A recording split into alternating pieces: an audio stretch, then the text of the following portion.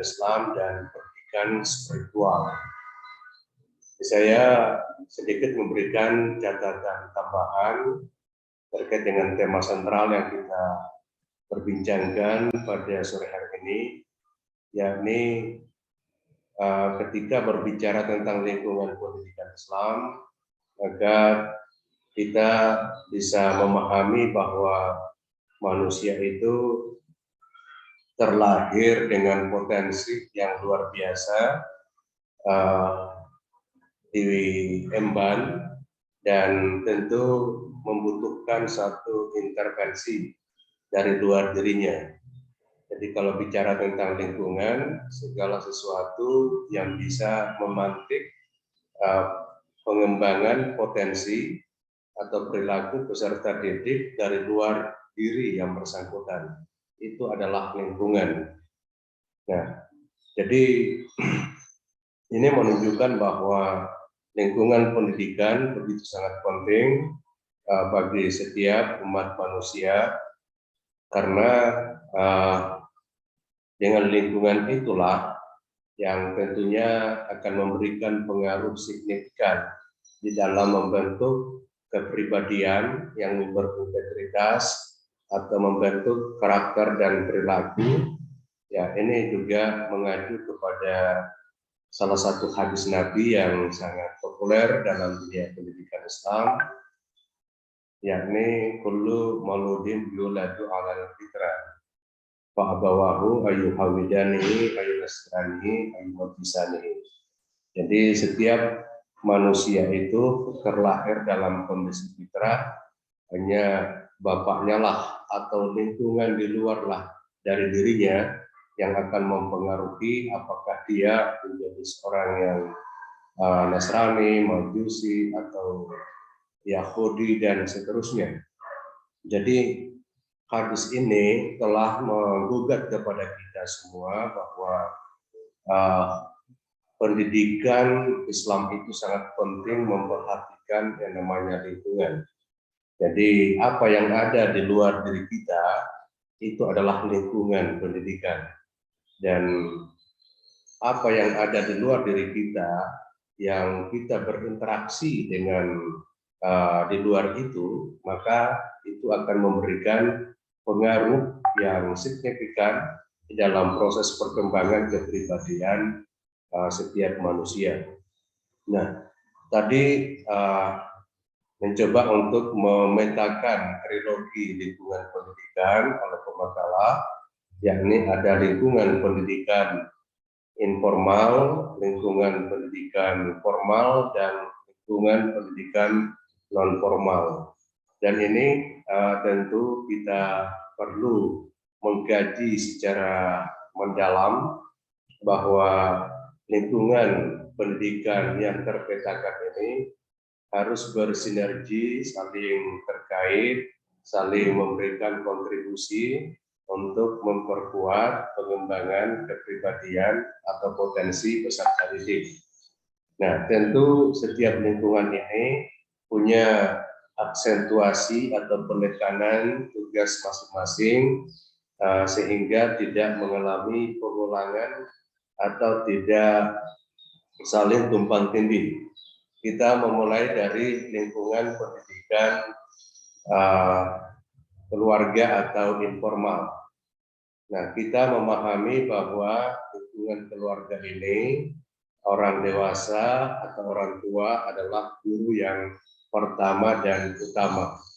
Nah, tentu hal yang paling mendasar dilakukan oleh keluarga adalah melakukan internalisasi tentang nilai-nilai spiritual dan nilai-nilai akhlakul karimah. Jadi keluarga itu fungsi utamanya di sana sebagai hal yang fundamental. Jadi bagaimana keluarga membentuk kepribadian anak yang memiliki nilai-nilai spiritual yang tangguh, yang kuat, dan dapat terejawantahkan ke dalam perilaku dan akhlakul karimah. Nah, ini yang menjadi tugas utama ya bagi keluarga. Nah, ketika keluarga berhasil menanamkan nilai-nilai teologis, nilai-nilai keagamaan, dan akhlakul karimah bagi anak-anaknya, maka tentu lingkungan pendidikan formal, yakni sekolah, ini akan dapat dimaksimalkan sedemikian rupa. Jadi, kenapa orang tua mengirimkan anak-anaknya ke lembaga pendidikan formal?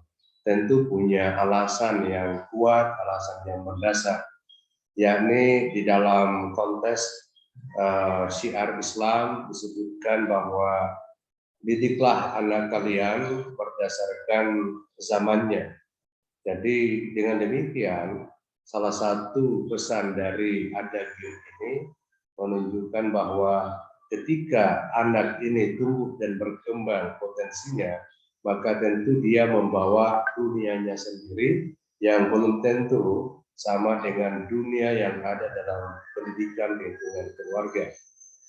Dan di sisi lain, bahwa potensi yang berkembang dalam diri anak boleh jadi orang tua tidak memiliki pengetahuan, kecakapan, infrastruktur untuk mengembangkan potensi anak-anaknya secara efektif dan efisien.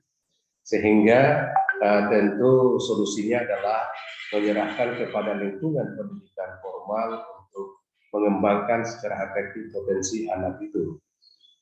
Aspek yang lain adalah orang tua dengan tuntutan untuk menjaga menghidupi keluarga, yakni kadangkala kesibukan dalam mencari nafkah, bekerja di luar rumah, sehingga kurang sekali waktunya untuk mendidik anak di rumah, sehingga solusinya adalah mempercayakan sekolah untuk mendidik anak-anaknya.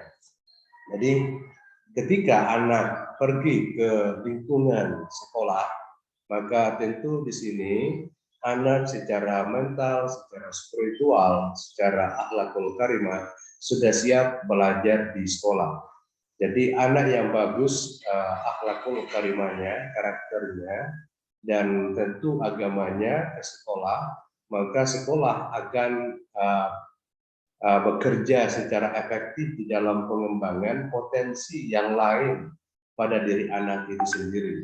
Jadi potensi anak yang menjadi fokus utama pengembangan di sekolah adalah yakni pengembangan kecerdasan intelektual dan kecerdasan vokasional. Yakni tentu di sekolah itu adalah tempatnya belajar, tempatnya melakukan kajian, diskusi, perdebatan, penelitian, dan berbagai kajian atau riset di laboratorium. Nah, ini tentunya tugas sekolah itu akan memaksimalkan potensi peserta didik dalam pengembangan kecerdasan intelektual dan vokasional.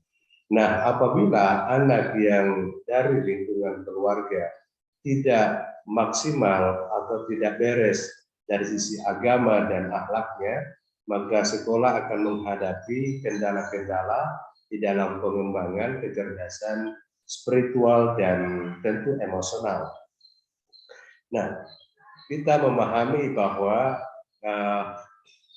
kecerdasan spiritual dan kecerdasan emosional menjadi prasyarat bagi keberhasilan pendidikan atau kecerdasan intelektual di sekolah. Nah, ketika anak yang diterima di sekolah membutuhkan pembinaan dari sisi spiritual dan emosional, maka sekolah akan tersita waktunya untuk memaksimalkan pengembangan kecerdasan intelektual dan vokasional itu. Dan itulah yang banyak dirasakan di sekolah-sekolah, apakah di pesantren, di madrasah, atau di perguruan tinggi. Karena kenapa? Ya, kita banyak menghabiskan waktu menggembleng atau membina peserta didik untuk ranah spiritual dan akhlakul karimah. Karena kenapa? Kalau ini yang belum beres, belum mapan, maka tentu sikap dan respon terhadap kegiatan belajar di sekolah itu tidak akan maksimal. Sehingga itu dulu harus dibenahi. Nah, repotnya guru-guru atau dosen di lembaga pendidikan formal ini ketika tidak tuntas tugas dan tanggung jawab orang tua dalam pendidikan anaknya, terutama penguatan kecerdasan spiritual dan emosional itu sendiri. Kemudian selanjutnya, ketika di sekolah, tentu pengembangan potensi ini dari sisi intelektualitas dan vokasional atau kecakapan hidup atau life skill. Nah, disinilah harus dimaksimalkan di lembaga pendidikan. Sama halnya dengan Ananda semua di perguruan tinggi, di kampus inilah merupakan tempat untuk menggembleng diri, mempersiapkan diri dari sisi kecerdasan intelektual dan kecerdasan vokasional sebelum terjun ke dunia masyarakat. Jadi masyarakat ini juga punya tanggung jawab sesungguhnya, yakni membangun atau mengembangkan kecerdasan sosial. Meskipun sekolah itu merupakan unit sosial yang terkecil, begitu juga dengan keluarga. Namun demikian, masyarakat menjadi tempat evaluasi secara komprehensif dan universal, seperti apa generasi luaran sekolah atau lembaga pendidikan itu, apakah sudah memiliki daya saing, keunggulan, atau memiliki kecakapan yang fungsional yang dapat diberdayakan di masyarakat. Nah, bagaimana dia bisa bertahan di masyarakat? Tentu di sini bekal dari lingkungan keluarga dan lingkungan sekolah. Jadi ketiga lingkungan ini harus berjalan secara sinergis untuk melahirkan generasi Muslim yang dapat melahirkan peradaban itu sendiri. Dan meskipun kita sudah ada di masyarakat, maka tentu nilai-nilai pendidikan dari lingkungan sekolah atau formal dan lingkungan keluarga itu tidak boleh lepas. Harus selalu diasah, selalu dirawat, selalu dikembangkan, karena kita berada dalam lingkungan sosial masyarakat yang dinamis. Nah, itulah sekira inti tentang pentingnya lingkungan pendidikan Islam bagi generasi muda. Nah, bagaimana dalam era digital sekarang ini? Jadi ini terjadi pergeseran, transformasi kehidupan yang mengalami disrupsi atau tantangan yang mengarah kepada atau berakibat kepada istilah shock culture, adanya budaya yang shock atau rasa kaget ya melihat situasi dan kondisi sekarang ini, yang mana bahwa kita berada pada suatu era digitalisasi dalam dunia pendidikan, digitalisasi dalam berbagai segmen kehidupan. Kita lebih banyak berinteraksi dari dunia nyata menuju dunia maya. Segalanya bisa dikembangkan melalui dengan pendekatan digital. Dan ini merupakan satu tantangan baru bagi kita, dan tentu bukan lari dari persoalan ini, tapi kita harus menghadapinya secara arif dan bijaksana. Karena sebagai bagian dari tuntutan dan kebutuhan hidup, bukan sebagai satu pilihan. Dengan demikian, pendidikan Islam tentu punya tambahan lingkungan, yakni lingkungan digital. Ya, karena misalnya yang banyak mempengaruhi perkembangan karakter peserta didik adalah lingkungan digital, yang banyak memberikan nuansa dan suasana baru bagi mahasiswa adalah dunia digital, yang mana di dalam dunia digital itu ada media sosial, ada informasi dan berbagai sumber, ada ilmu dari berbagai referensi, ada video YouTube dan seterusnya. Itu memberikan ruang kepada kita sebagai bentuk lingkungan baru dalam konteks pendidikan. Jadi ini menjadi satu alternatif bahwa pemetaan lingkungan pendidikan Islam itu ya rupanya tidak cukup dengan 3 lingkungan itu, tapi melihat kondisi sekarang ya rupanya bertambah lingkungan digital sebagai bagian dari suatu lingkungan yang dapat mempengaruhi perkembangan potensi peserta didik itu sendiri. Selanjutnya saya sedikit menambahkan tentang pendidikan spiritual.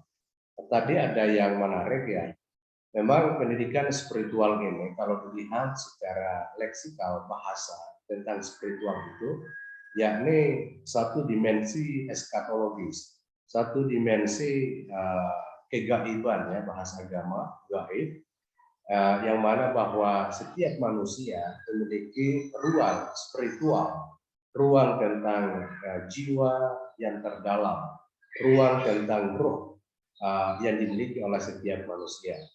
Jadi ada yang dikenal dengan istilah God spot, ya, bahwa di dalam kajian neuroscience, yakni kajian tentang otak, brain, bahwa di otak itu ada yang disebut dengan God spot, yakni titik Tuhan di dalam otak manusia. Itu artinya bahwa manusia secara ilmiah punya ruang spiritual yang dimiliki dan tentu secara potensial selalu cenderung untuk mencari sisi spiritualitas dalam hidupnya. Nah, meskipun dalam satu karya yang luar biasa ada yang tertulis tentang kehampaan spiritual di era globalisasi, artinya bahwa spiritualitas yang redup di dalam diri manusia itu akan berimplikasi kepada kegelisahan, kecemasan, kegalauan. Nah, inilah yang tentunya perlu kita kembangkan, perlu kita tanamkan. Satu tokoh yang sangat terkenal tentang kecerdasan spiritual itu yang disebut dengan Ian Marshall. Ian Marshall ini merupakan ilmuwan dari Amerika yang merupakan berlatar Yahudi, mengembangkan konsep kecerdasan spiritual itu. Yang tentunya di dalam kajian spiritual, semua agama tentu memiliki relasi yang kuat dengan nilai-nilai spiritualitas. Karena kalau berbicara agama berarti kita berbicara tentang eskatologi atau berbicara tentang hal yang gaib, di mana di situ ada dimensi abstrak yang disebut dengan Tuhan, kemudian makhluk gaib, ada surga, neraka, dan seterusnya. Jadi kita sedikit bawa masuk spiritualitas itu ke dalam ruang Islam. Ya, tentu di sini sangat penting bahwa spiritualitas itu, sebagaimana tadi diartikan, bahwa merupakan suatu potensi yang dimiliki oleh manusia yang tentu membutuhkan intervensi. Intervensi inilah yang disebut dengan pendidikan. Jadi potensi spiritual selalu ada pada diri manusia. Itulah kita membutuhkan satu strategi untuk memberikan penguatan-penguatan. Tentu selalu ada pemantiknya, selalu ada rangsangan. Jadi ketika stimulus yang diberikan untuk memperteguh spiritualitas pada diri manusia, maka tentu di sini akan menjadi satu inspirasi yang mencerahkan. Tentu dari dalam bisikan hati nurani manusia itu sendiri. Dalam konteks agama Islam, ya tentu nilai-nilai spiritualitas ini sangat penting dan kadang-kala diarahkan kepada dunia tasawuf. Jadi untuk memperkuat dunia spiritualitas, mulai dari pendekatan teologi maupun kepada tasawuf, bahkan ada ilmu kalam. Kalau di dalam teologi dikenal dengan ketauhidan yang paling melekat di situ ya. Ilmu tauhid ini ya tentu berbicara tentang keesaan Tuhan dan hubungannya dengan ciptaannya.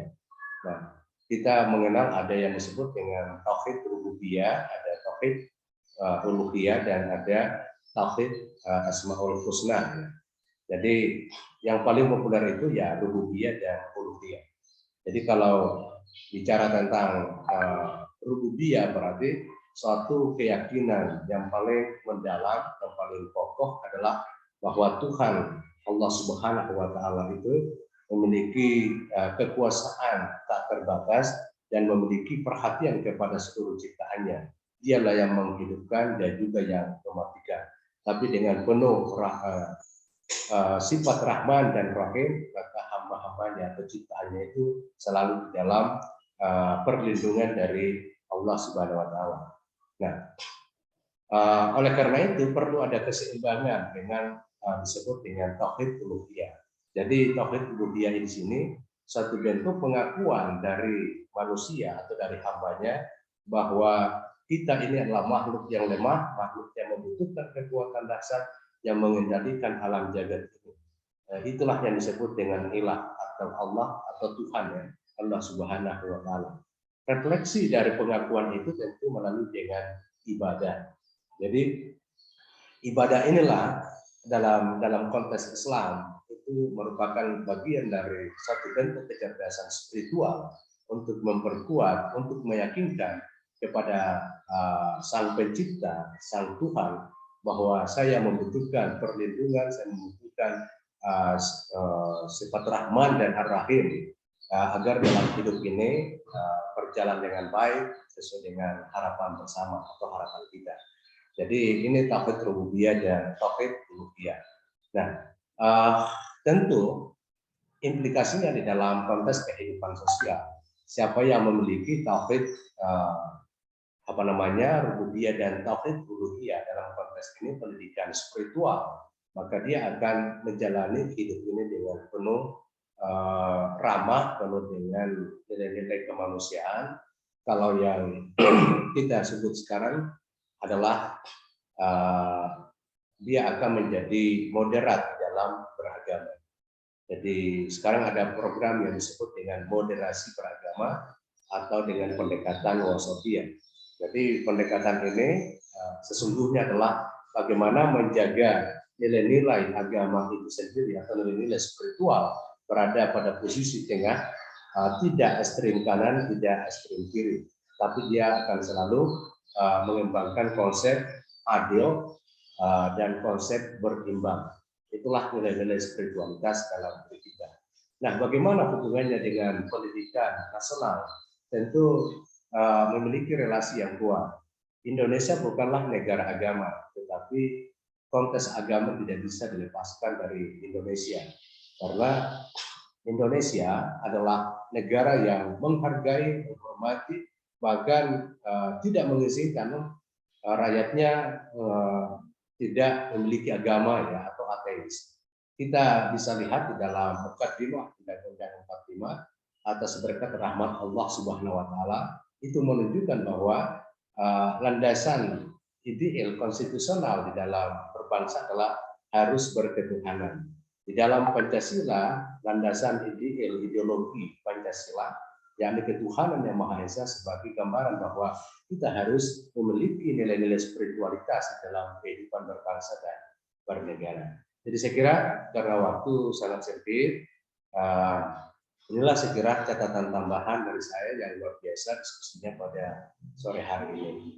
Dan bagi Anda semua, karena makalah kita sudah selesai, maka saya menyampaikan bahwa tugas akhir dari Anda semua adalah